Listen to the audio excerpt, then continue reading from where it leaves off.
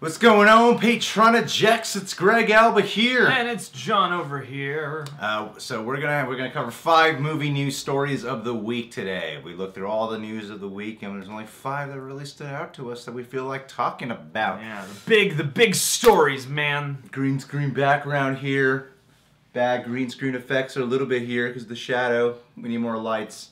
Working on it. Yeah. But then because of you guys, we're getting there. We're getting there. Yeah, eventually this will look so primo. It's going to blow you guys away. Yeah, our sound's going to get better. Just imagine. In fact, the mic is on. All right. Just imagine that it's already great. Before we hop into this movie news of the week, I wanted to give a big thank you to everyone on Patreon. I've noticed in the past couple of days we've gotten a few more pledges. Some are pretty big pledges. Thank you guys. Yeah, I really appreciate it. Also noticed there's about 3 of you who increased your pledges, and we didn't even ask for that. So yeah. A lot of you increased it by a lot, and that is just very touching. And you best believe you're going to be getting your rewards for sure. Rosa Parra, we have a special surprise for you, just for you. Can't tell you what it is. It's a surprise, but we got a special surprise. It'll be cool. For you. Yeah. You're gonna like the way you look. I guarantee it. And also, we'll be announcing when the next Google Hangout will be. We'll do a couple more this month. We want to make sure everyone who pledged at least $30 or more, because that's the reward tier for that you will be included in it. So I got to message everyone and find out everyone's schedules. Yeah, keep a lookout. Anyway, let's start hopping into this news of the week. Woo! Adam Wingard tapped to direct Godzilla vs. King Kong. Oh boy. Adam Wingard, he's done films such as The Guest, The Blair Witch. Yeah, that's what it's called, right? The Blair Witch. Or just Blair Witch. Or Blair Witch, I forgot what it is. And You're Next. You're Next. He did the VHS movies, or parts of the VHS movies, one of the big forces behind those. And I think he did at least one more. He's really tearing up the indie horror scene, and now he's getting the big bump up. Yeah. He's getting I'm honestly a little surprised it's only happening now. It's the way they a abduct weird these one directors. to assign him for, I think. Not when you think about the fact that they gave Godzilla to the guy who made Trick or Treat. No, that's Michael Dougherty. That's Godzilla 2. Oh yeah, it is Godzilla versus King Kong. Yeah, I mean maybe they want to make it actually scary now. Maybe that's the thing they're going for. That's the only best guess I could come up with. Yeah. For why they would want him, and then why they got the guy who did Trick or Treat to do Godzilla 2. You know, because King Kong, the reboot that we just recently had, that's part of its, what's this one called? There's so many different universes. The Monster Universe. I don't know. Yeah, because there's the Universal Monsters called the Dark Universe. This is the Monster Universe. And I don't know, I'm thinking that Adam Wingard is being tapped to do this. He's never done a big budget. I mean, something just a little questionable about it to me.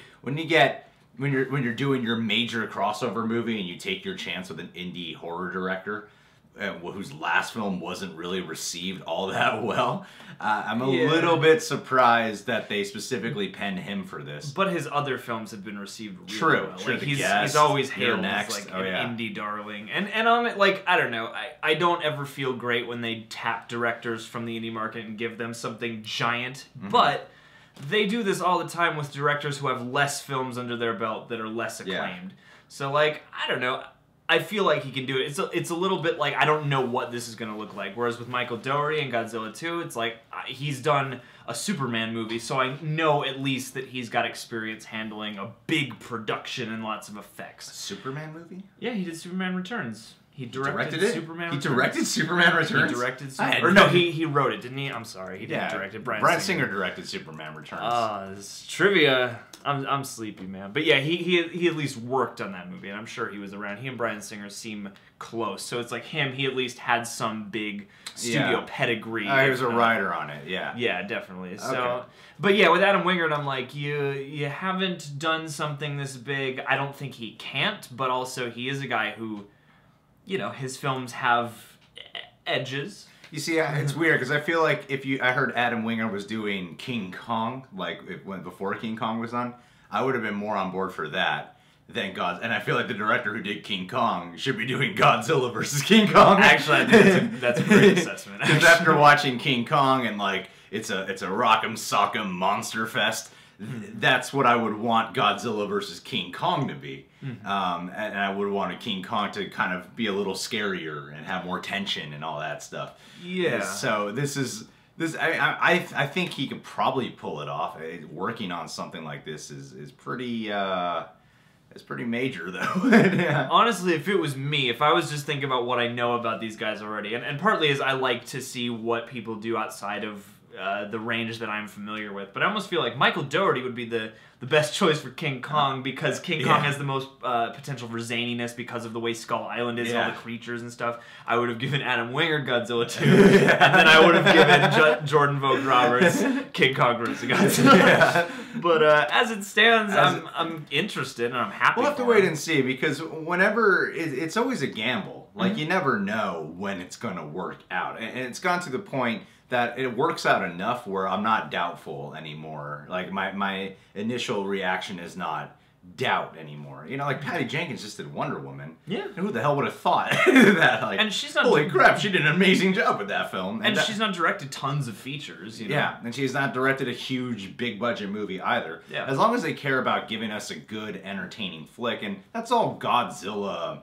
That's all Godzilla versus King Kong needs to be is an entertaining rock'em sock'em flick. It doesn't Fight Night pay-per-view. Yeah, it doesn't. Yeah, it doesn't need to be the. It honestly doesn't need to be as good as the first Godzilla needed to be, and it doesn't need to be as impactful as the reboot of King Kong needed to be. Yeah, exactly. And you know what? Like, I do think that there's something cool about Adam Wingard doing this because, to me, he's got enough films under his belt and enough experience that I think maybe.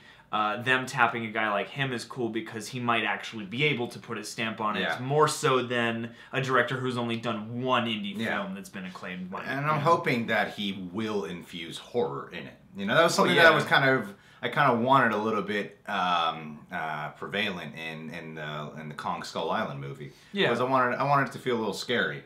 Yeah. Instead of a, awesome monster fest. Because a lot of people were satisfied with that. A lot of people were satisfied with that, which is fine. It's a way to go, but I would have liked to have seen more horror stuff in it, definitely. And I thought they had opportunities. Like with that whole Toby Kebbell story, like wandering around alone. Yeah. And so I think if you're going to get Adam Wingard to do this, I would want him to still infuse the elements he knows how to work best, which is horror. And if you're getting two of the greatest monsters in cinematic history to battle it out, which is like that. I hear that I'm like, I'm just expecting an action flick. Yeah. So that's why the choice to get him to direct surprised me because I was expecting maybe an action director to do it. Yeah. But if you're gonna get a guy who's known for horror, and The Guest has his action elements in it.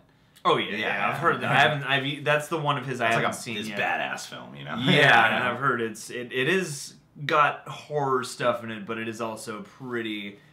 People sell it to me badass first. Yeah. Like, just you need to see it because it's awesome. The music, too. Yeah. So, expect a good soundtrack on that Godzilla. Let's hope so. Let's move on to the next one. Hey. Can you smell what The Rock is cooking? Oh, goodness. A pate? A wolf. I don't know. Wolf sandwiches. Dwayne Johnson is being eyed to play the Wolfman in Universal's Dark Universe. I'm no longer surprised when I hear Dwayne Johnson's eyed for anything. And I'm never surprised when he signs on, because he apparently could tackle any project despite his schedule. Somebody pointed this out in a Facebook status update, and like in the short amount of time Dwayne Johnson has had like an acting career, he's done something like 60 movies, or he's done like a huge amount of movies. Oh, yeah. I don't know how he does it. I don't either. Does he have a personal life? I feel like The Rock is just always at the gym. Know his daughter's name? Like, yeah, does he have a kid? Like, he does have a kid, and I'm like, do you know your family at all? Do you know your family? Do you have any friends? Like, what?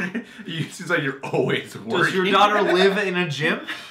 And I admire. Like, you gotta give the work ethic mad respect. You gotta. Hey, The Rock, that dude hustles hard, and and he works out nonstop too. I'm like, every time I see him, he's bigger. I'm like, how are you possible, man? Every overweight person has the excuse of I'm too busy. The Rock has no excuses. The Rock is not too busy.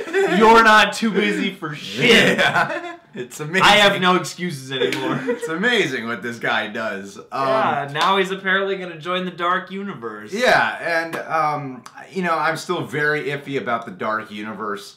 The Mummy comes out this week, actually. Oh boy, does it really? Maybe we should do we should review the Brendan Fraser ones.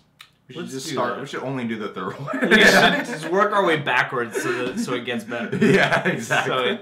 So it gets better. Although we should go 3-1-2. Yeah. Exactly. Do it in order of funness. Yeah. But yeah, I think this is fine. What would make me okay with this, like especially okay with it, because The Rock is massive. He's built. He's a freak, right? The Rock doesn't. That's the problem. Is like The Rock is already imposing enough without being a werewolf. So if he was a werewolf, I guess that would make him that much more horrifying. Well, the reason why I'd be okay with it is if a studio decides to do the most amazing decision in the world and make him practical. Then it would be scary as hell. God. Yeah. Good call. Get Rick Baker to finally do his practical transformation. If he could do practical effects on if The Rock is out of his busy schedule, willing to commit the time to sit in a makeup chair for that long, the amount of money I'm sure he will make off this, I bet he's got time. Yeah, I think unless it's one of those like crap stories of like. He's not playing the Wolfman, but he's the star of it. And someone else is playing the Wolfman. See, that's the thing. As much as people don't like the Benicio del Toro one, I do like that movie. And, despite its flaws. And that's the thing I was happy that kind of happened, was he got into the makeup for at least. He did? Didn't he? I thought it was CGI. The transformation was CGI, but the Wolfman, I believe, was a practical effect. Yeah, Rick Baker was really upset because he was like, technology is advanced. We can do a crazy transformation sequence. Yeah. And they CG'd that. When did American Werewolf in London come out? 70s? Or 80s? I want to say that was in 80s, probably early 80s. I mean, if they were able to do it then, we could no doubt do it now. And that's an iconic thing, so, like, I feel like that is, as much as it's easy to be like, oh, practical, I do believe that is a real missed opportunity. Yeah, it makes an effect. If you could have done that for real, and you've got Rick Baker, like, basically itching to do it, I don't get why you didn't. And I guess granted, this is still just a rumor. We are aware of that. This is an official casting. But the fact that, he's most likely being eyed to do this just kind of upsets me a little more in its own way, because I'm like, why is this Dark Universe an action-adventure series? Yeah, what's gonna... If you're getting Dwayne Johnson, it's gonna be an action-adventure. It's like The Mummy is promoted as action-adventure horror flick. I'm like, yeah, it's going to be the same thing, action-adventure horror flick. And I'm like, why? Why the action-adventure part? Why not horror-adventure? I get I get the things that and because the Mummy, the Brendan Fraser ones are kind of horror-adventures. And I get they're definitely action in there, but there's also... But they're Indiana Jones action. Yeah, exactly, exactly. There's still a period piece. There's still a very distinct style and flair. And the action has suspense in it because, the villain is scarier than just a human with a gun. Oh, yeah. There's jump scares in the first couple. And there's, like, the beetles and things, and, like, the Mummy is icky looking, and I want to... I agree with you. It's like, I want to be open to what they're doing, but I feel like they're taking... I get their point about we kind of created the cinematic universe. Each of the monster movies sort of picked up where the last one left off, and they're all kind of in the same... The Universal Monsters is a recognizable blah, blah, blah. I get it.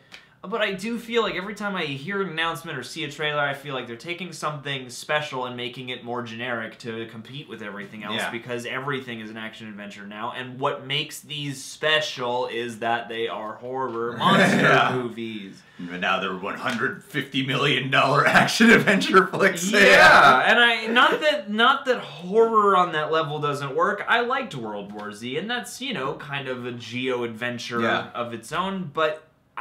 Again, this franchise is going to be a see it to believe it thing, almost on a case-by-case basis for me. Yeah, because they're gung-ho with this before they've even had one of these be a well-received hit. Yeah. I like Dwayne Johnson. I do. Like, he makes me happy. I'll watch a turd if Dwayne Johnson's in. I will, because I still want to watch Baywatch. I do too, exactly. Making no money and no one likes it. I still want to watch it. I still think The Rock is charming and funny, and no matter what he's in, he always brings the game now. Yeah. So, on the one hand, I want to be optimistic about this, but on the other hand, I'm like... why did you cast him to play the Wolfman? What about what? And again, it makes sense with how they seem to be proceeding. Tom Cruise is the star of The Mummy. The Rock will be the star of Dwayne Johnson will be the star of the Wolfman. But I don't know. There's the way this would work for me is if it gave him a chance to demonstrate some more range. Because as much as I like The Rock, he's always The Rock. Yeah. For the most part, he's always charming and buff and tough, and he never loses. He's best if the role is kind of funny, at least. Yeah. Is even though Fast and Furious is not a comedy, he's funny. Oh yeah, he's always quipping. Yeah, exactly. And I can't see it, and I doubt that they're going to try and surprise me is the thing. Because I see the trailer for The Mummy, and I'm like, yeah, this does look like Mummy Impossible. Like, this is nothing I haven't seen you do in a bunch of other movies. Yeah. You just look a little more serious this time. Yeah. And so, especially having seen The Wolfman and having seen a couple of those sequels and having seen the more recent one, I don't think it should necessarily be a carbon copy of those, no. But I just don't think it's going to go to a place that is going to be relevant to. Yeah. Alright guys, well you can head over to our Patreon to catch the full movie news of the week segment, but for you guys on YouTube, we made sure to give you guys at least the 2 biggest news stories of the week. Yeah. You can subscribe to The Real Rejects. You can catch this guy, Datjot Humphrey, on Twitter and Instagram. He's a social media manager of Blumhouse.com. And click that notification bell to be notified every time one of our videos is out. Much love to all you people on YouTube, everyone who watches our videos. Seriously, much love to every single one of you. You guys are some of the greatest support we've ever had in our entire lives. Thank you very much.